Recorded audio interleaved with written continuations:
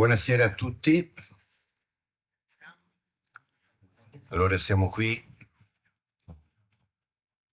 riuniti, siamo insieme a contemplare questa realtà di un presepe vivo. La tradizione dei presepi viventi, purtroppo, è una tradizione che sta lentamente scomparendo. Parlavo prima con un padre di famiglia in mezzo a voi, mi diceva che da bambino i ricordi più nitidi del Natale erano legati proprio a queste rappresentazioni che ci aiutano, e va ringraziato veramente di cuore Artiano Bodi e tutti i collaboratori che hanno ancora una volta riproposto questa realtà. Dicevo, ripropongono questi presepi viventi, lo spirito del Natale, lo spirito della solidarietà della famiglia, è lo spirito della comunione fra coloro che vivono all'interno di una famiglia per realizzare un ambiente di pace, un ambiente vivibile, per creare un mondo nuovo, perché il mondo nuovo nasce proprio dallo spirito del Natale. E allora noi siamo qui oggi a contemplare questa realtà viva che rende vivo il Natale che abbiamo celebrato e che ci aiuta a far Natale anche nei prossimi giorni. E direi prima di dare la benedizione a tutti voi che siete qui e a tutti coloro che hanno reso questa rappresentazione degna, ecco, diciamo la preghiera del Padre nostro che ci riunisce come figli. Nostro, che sei nei cieli, sia santificato il tuo nome, venga il tuo regno, sia fatta la tua volontà, come in cielo così in terra. Dacci oggi il nostro pane quotidiano e rimetti a noi i nostri debiti, come anche noi li rimettiamo ai nostri debitori. E non abbandonarci alla tentazione, ma liberaci dal male. Amen. E la benedizione di Dio Onnipotente, Padre, Figlio, Spirito Santo, discenda su di voi con le vostre famiglie e con voi rimanga sempre. Amen.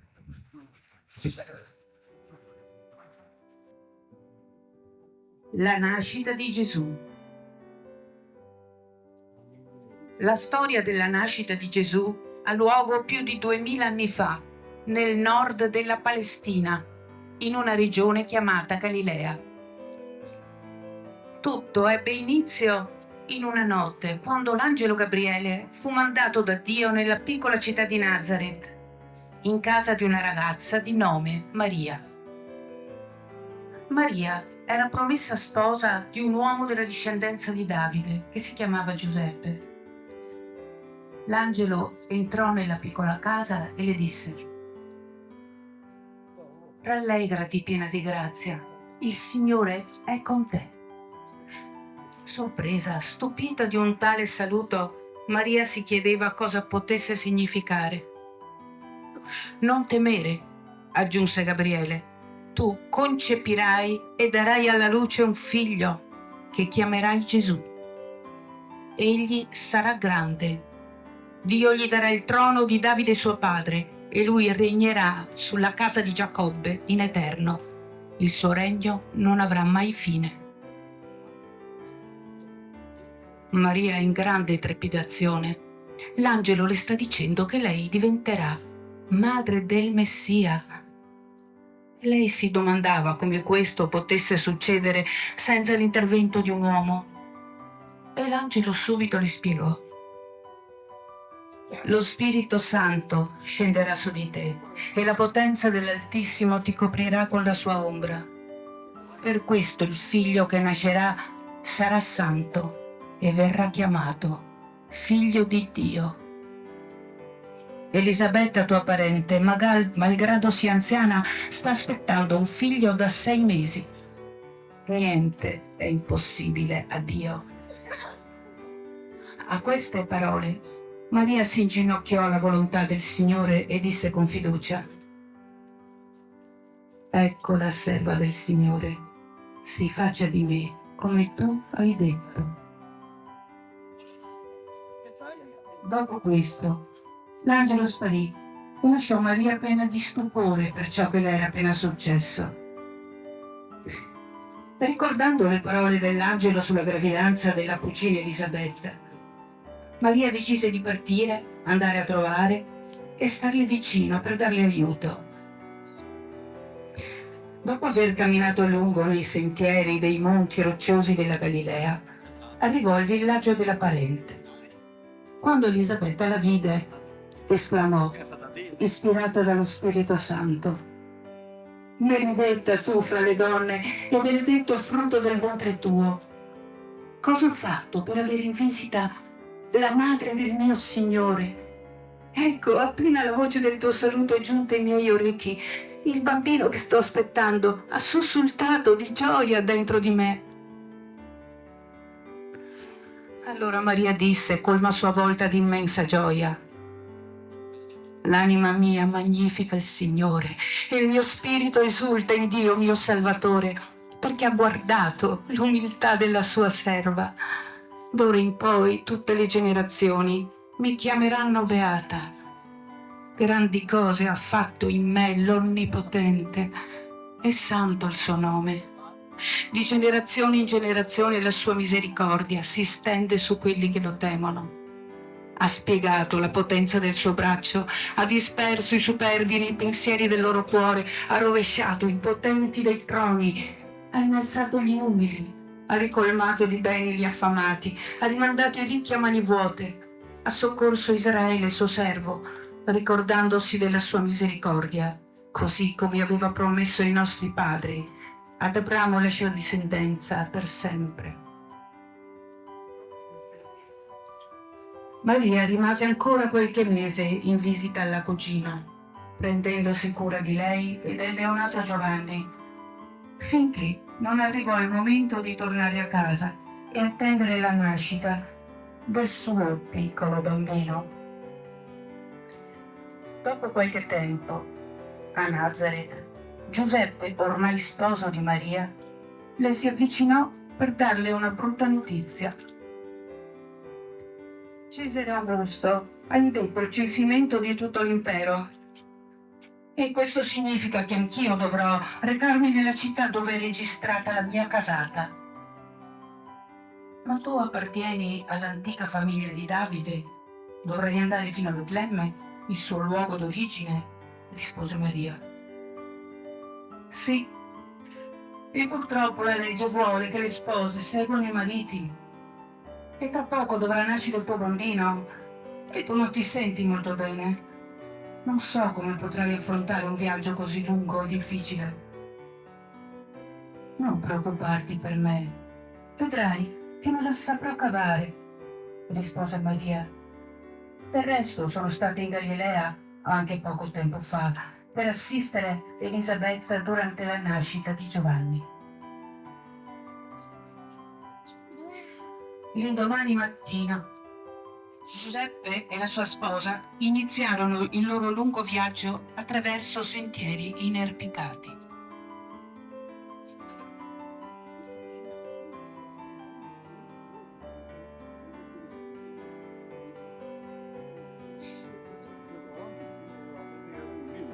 Non erano i soli a percorrere quei luoghi così impervi.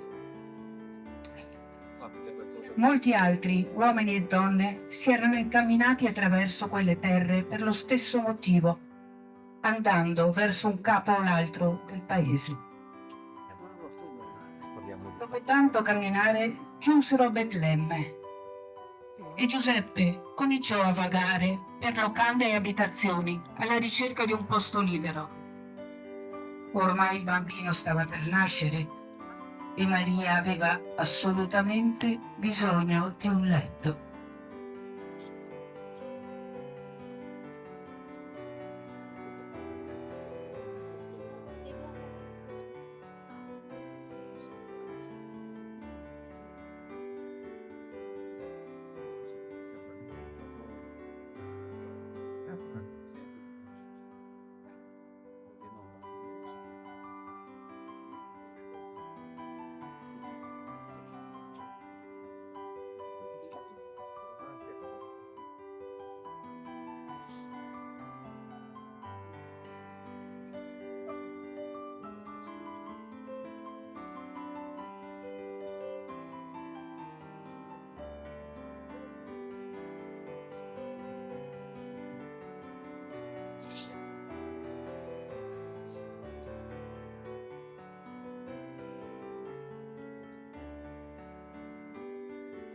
Purtroppo, a causa di tutta la gente accorsa per il censimento, non c'era nemmeno l'ombra di un posto libero. A un certo punto Maria, con un lieve filo di voce, si rivolse a Giuseppe e gli disse: «Credo che il tempo si stia avvicinando». E Giuseppe: «Siamo stati respinti da tutti. Non ci rimane che cercare un rifugio in una delle capanne dei dintorni. Vengono usate come stalle per gli animali della gente del posto. Non sono certo luoghi confortevoli, ma almeno saranno una protezione dal vento», disse, in profondo pensiero per sua moglie e dispiaciuto di non poterle offrire di meglio.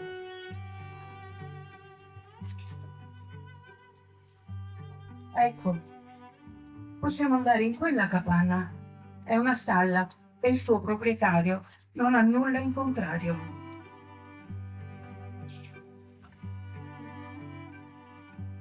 «Cercheremo di adattarci, non preoccuparti», rispose Maria. «Ma affrettiamoci. Sento che il momento si avvicina. Sempre più».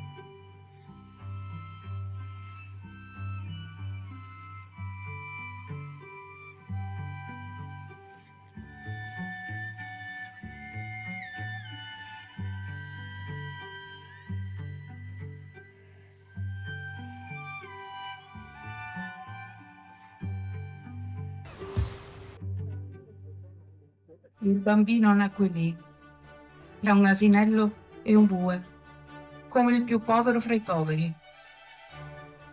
Maria lo avvolse in fasce e lo depose nella culla preparata con la paglia della mangiatoia, in modo che non potesse prender freddo in nessun modo.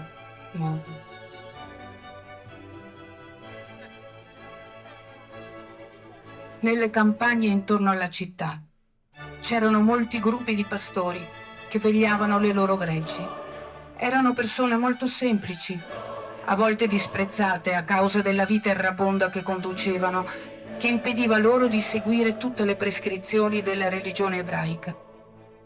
Per questo venivano considerati peccatori e evitate dalle persone oneste, che infatti consideravano sconveniente qualsiasi rapporto con loro. E Gesù, così come scelse di nascere in un'umile famiglia, nel più umile dei luoghi, volle che i primi ad accorrere alla sua presenza fossero proprio loro, gli umili pastori.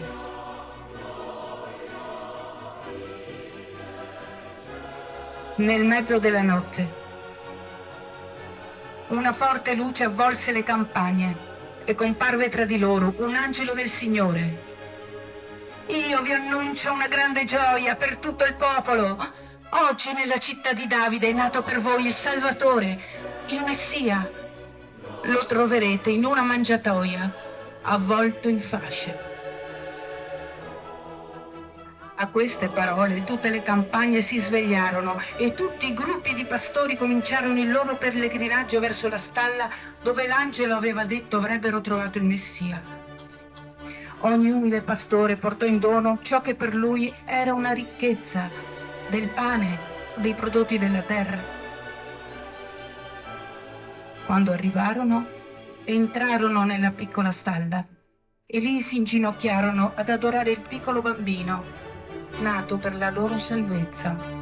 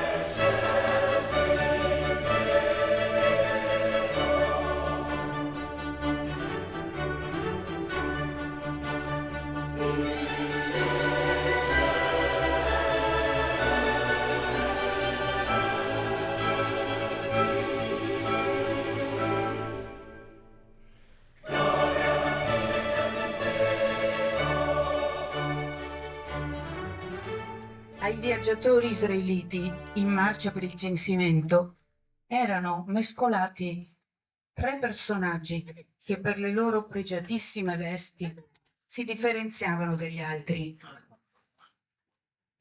Erano magi, cioè studiosi provenienti dalla lontana Persia. Pur credendo in un unico Dio, la loro religione era diversa da quella ebraica. Secondo il loro libro sacro, un Salvatore sarebbe dovuto scendere sulla terra. I tre magi capivano che questo tempo stava venendo con la nascita di un bambino nella Giudea. Gaspare, Baldassarre e Melchiorre, così si chiamavano, si misero in marcia seguendo la stella che, secondo le loro previsioni, avrebbe indicato il luogo esatto dell'evento tanto atteso. Re Erode, saputo che i personaggi così importanti che si vedevano in giro erano arrivati a Gerusalemme, li fece chiamare a corte. Gaspare gli chiese: dov'è il neonato re dei Giudei? Abbiamo visto sorgere la sua stella in Oriente e siamo venuti ad adorarlo. Mal interpretando il significato spirituale di quelle parole, il sovrano si spaventò a morte. Un re di Giudei? Ma non era lui il re dei Giudei. Occorreva saperne di più su questo pericoloso pretendente al trono.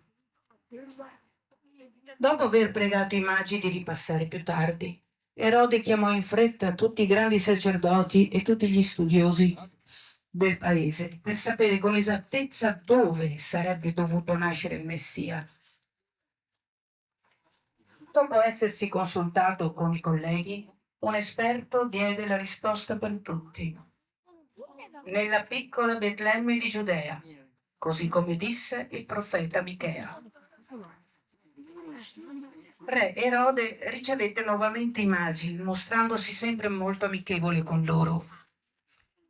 Come mi avevate chiesto, ho fatto fare delle ricerche e ho scoperto che il Messia nascerà nella piccola città di Betlemme. Andate pure là a cercarlo. Se lo troverete, fatemelo sapere, in modo che anch'io possa andare ad adorarlo.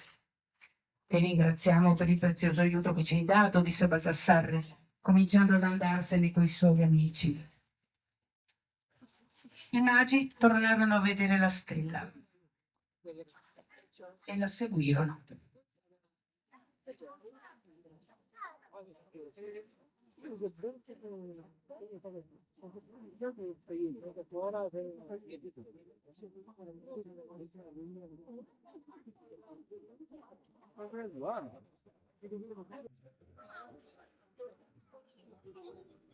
Quando arrivarono al luogo dove si trovava il bambino, Melchiorre disse: siamo arrivati.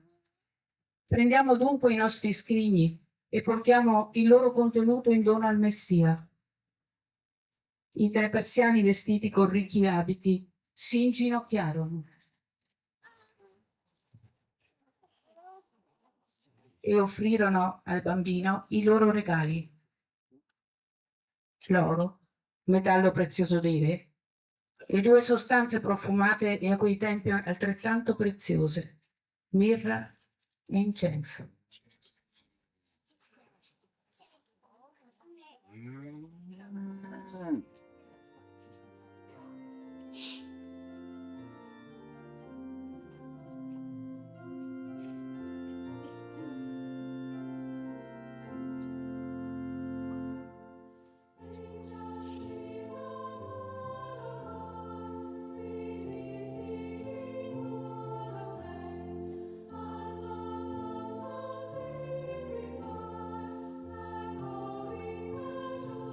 Quando i magi se ne andarono, un angelo apparve loro in sogno, avvertendoli di non tornare da Erode a dirgli del bambino, perché Erode avrebbe cercato di ucciderlo, e suggerì loro di tornare in Persia per un'altra strada.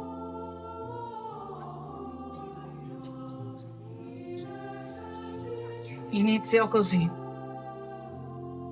la vita terrena di Gesù, destinata a cambiare per sempre la faccia del mondo. Iniziò da una mangiatoia in una fredda capanna di Betlemme, più di 2000 anni fa.